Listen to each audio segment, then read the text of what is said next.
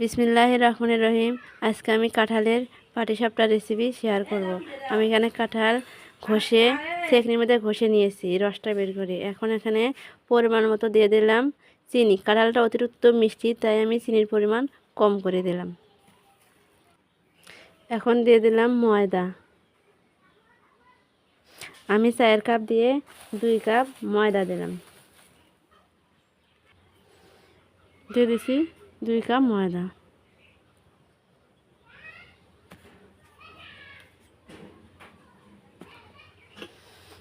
এখন আমি এটা ভালোভাবে মিশিয়ে নেব। এই পাটিসাপটাটা খেতে অনেক মজার, বুঝতেই তো পারছেন। কাঁঠালের আমি এখানে কোনো প্রকার পানি দেব না। এই ঘোলাটা তৈরি করার জন্য আমি এখন আগে দুধ গরম করে নিয়েছিলাম। এখন অল্প অল্প করে দুধ দিয়ে ঘোলাটা তৈরি করে নেব।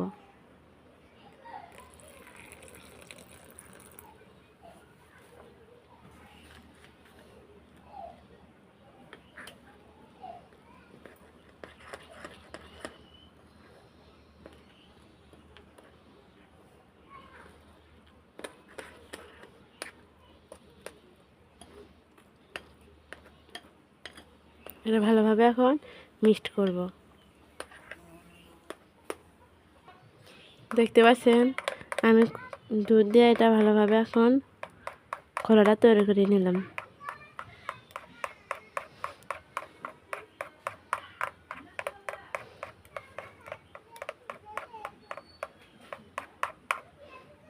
এটা এখন দেখেন, যখন ঘোলাটা তৈরি হয়ে যাবে তখন এইরকম করে চামচের সাথে এরকম করে একটা আস্তরণ লেগে থাকবে।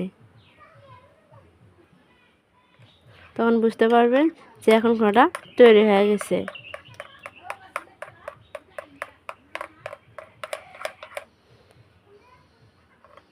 এখন এটা আমি 10-15 মিনিটের জন্য ঢেকে রাখবো।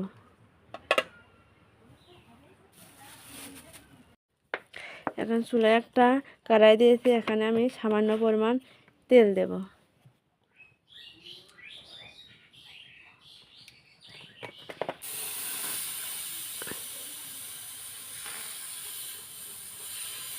এভাবে আমি এটা ভালোভাবে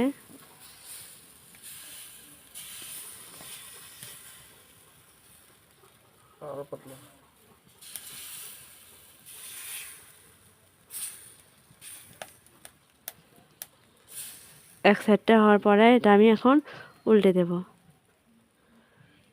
উপরটা যখন সাদা সাদা হয়ে যাবে তখন উল্টাবো। আমি এখানে সামান্য পরিমাণ উপরে তেল দিয়ে এরকম করে ব্রাশের মতন করে নিলাম, নিয়ে এখন এটা আমি উল্টে নেব।